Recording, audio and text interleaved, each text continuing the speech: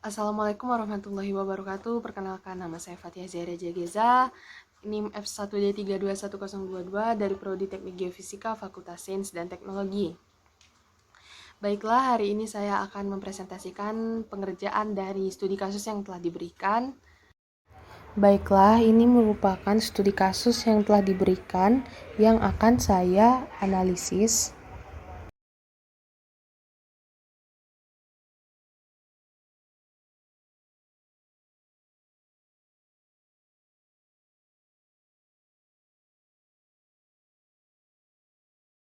Baiklah, pada studi kasus yang telah diberikan, kita dapat mengetahui apa saja yang dapat diketahuinya. Yang pertama ada ketinggian. Ketinggian itu sesuai dengan NIM masing-masing mahasiswa. NIM saya itu 22, jadi ketinggiannya saya dapat 22 meter. Ketinggian 1 dan ketinggian 2 itu sama, jadi H1 dan H2 sama dengan 22 meter. Untuk diameter pertama, itu diameter dari keran. Diameter kerannya 1 cm. Kita ubah ke meter jadi 0,01 meter atau 10 pangkat minus 2 meter.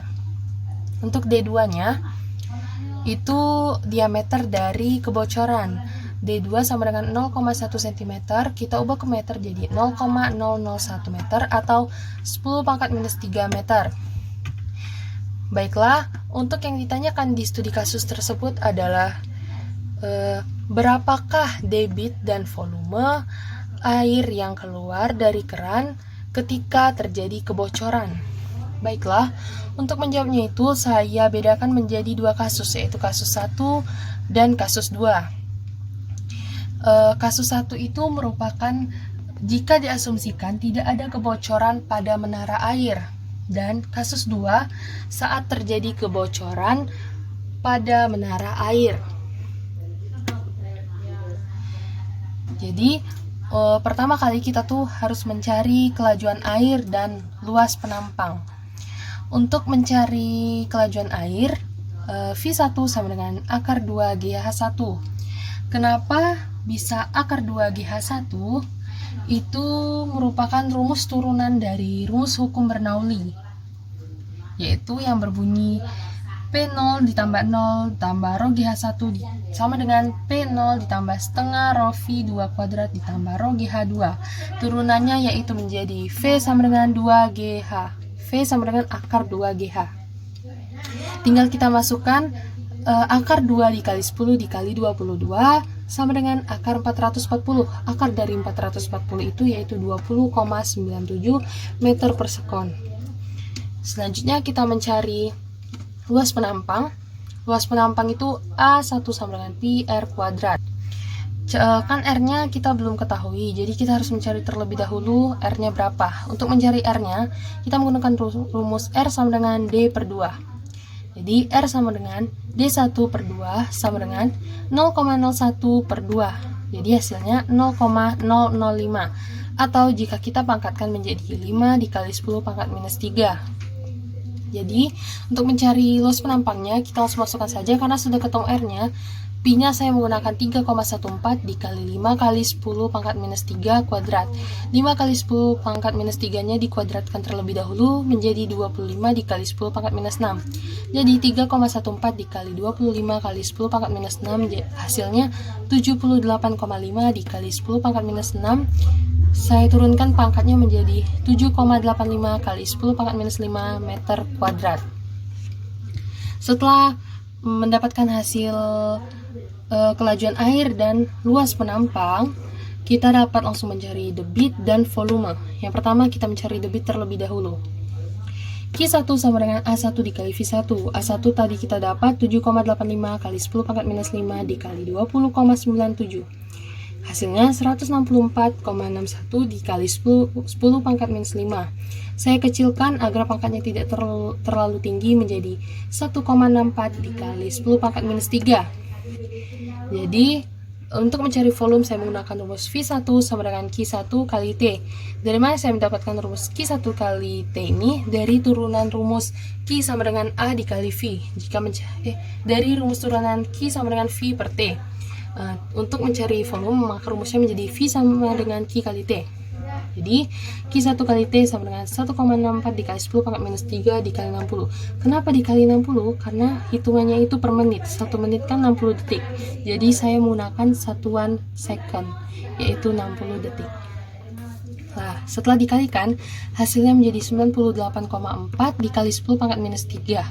Lalu saya kecilkan agar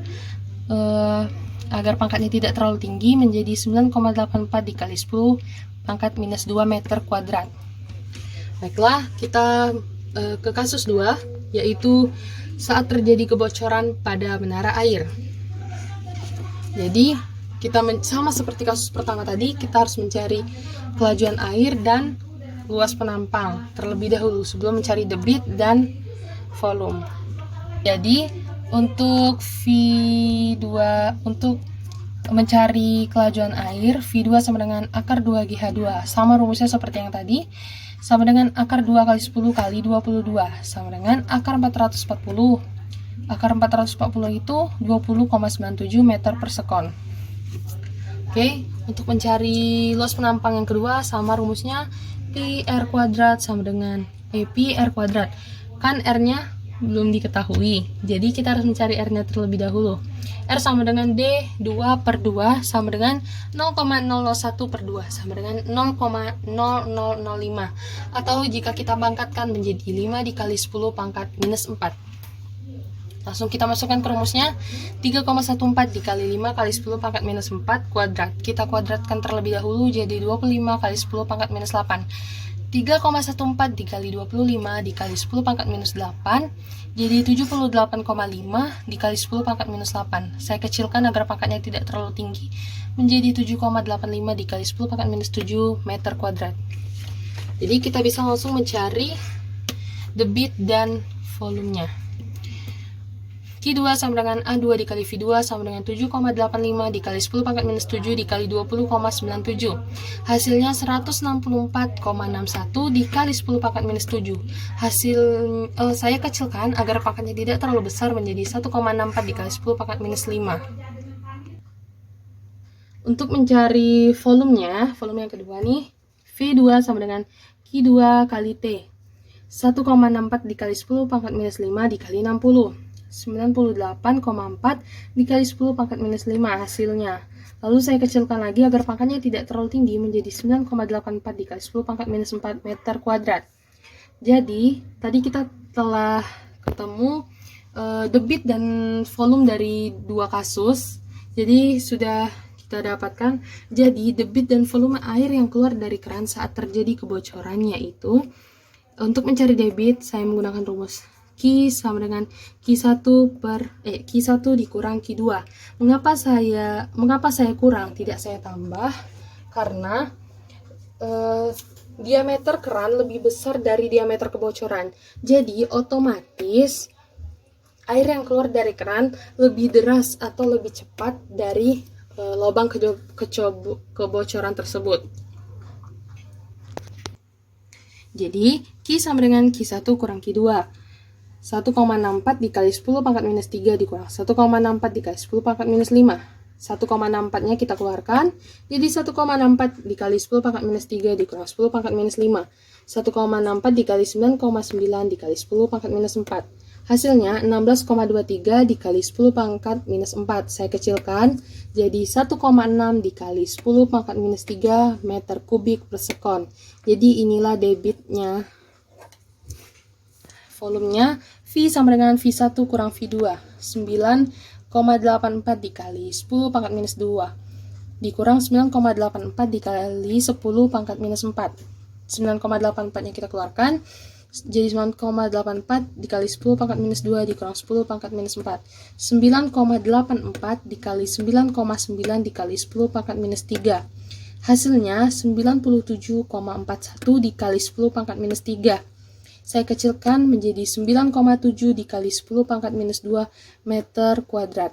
Jadi, debit dan volume air yang keluar dari keran saat terjadi kebocoran yaitu 1,6 dikali 10 pangkat minus 3 meter kubik per sekon dan 9,7 dikali 10 pangkat minus 2 meter kuadrat.